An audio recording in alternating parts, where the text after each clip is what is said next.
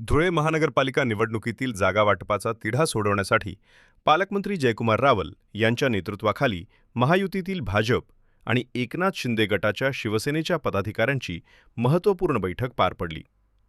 धुळे महापालिकेच्या एकूण 74 जागांसाठी ही निवडणूक होणार असून भाजपकडून 55+चा नारा देण्यात आला आहे, तर शिवसेना 21 जागांवर ठाम असल्याचं चित्र आहे. सन्मानपूर्वक जागा वाटप झाले तरच युती टिकेल, अन्यथा स्वतंत्र लढण्याचा इशारा शिवसेनेकडून यापूर्वीच देण्यात आला होता. महायुतीबाबत वरिष्ठ पातळीवरून दोन्ही पक्षांना युती करण्याचे स्पष्ट संकेत देण्यात आले आहेत. त्यानुसार भाजप आणि शिवसेना पदाधिकाऱ्यांमध्ये प्राथमिक चर्चा देखील झाली होती. मात्र अंतिम निर्णय पालकमंत्री जयकुमार रावल घेतील अशी भूमिका भाजपकडून मांडण्यात आली होती. याच पार्श्वभूमीवर आज पालकमंत्री जयकुमार रावल यांनी भाजप आणि शिवसेना नेत्यांची संयुक्त बैठक घेत जागा वाटपाचा तिढा सोडवण्याचा प्रयत्न केला. मात्र अद्याप ठोस तोडगा निघालेला नसल्याने धुळ्यातील महायुतीचा पेच कायम आहे. आता आगामी महापालिका निवडणुकीत महायुती एकत्रित लढणार की भाजप आणि शिवसेना आमनेसामने रिंगणात उतरणार, याकडे सर्वांचे लक्ष लागले आहे. आज दिवसभरात 2 बैठका झाल्या महत्त्वाच्या. भारतीय जनता पार्टी धुळे महानगरामध्ये 74 सीटमधनं 50 सीटवर भारतीय जनता पार्टीचे उमेदवार मागच्या काळामध्ये प्रतिकूल परिस्थितीमध्ये निवडून आले होते. ते 50 आणि इतर 3-4 जागा आमच्याकडे आहेत.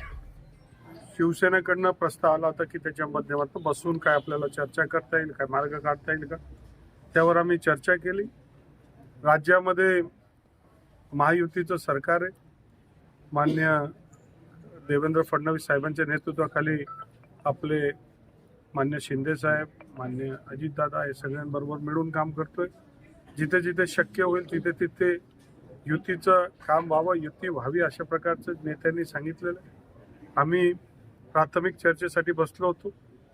जवळपास 580 लोकांचा उमेदवारांची मागणी आहे.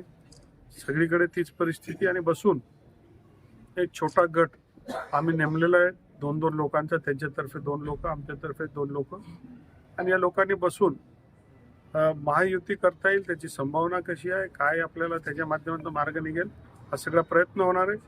वरिष्ठांचा आग्रह आणि इच्छा आहे की महायुती व्हावी आणि त्याच्यासाठी प्रयत्न सकारात्मकरित्या निश्चितपणे आम्ही करू.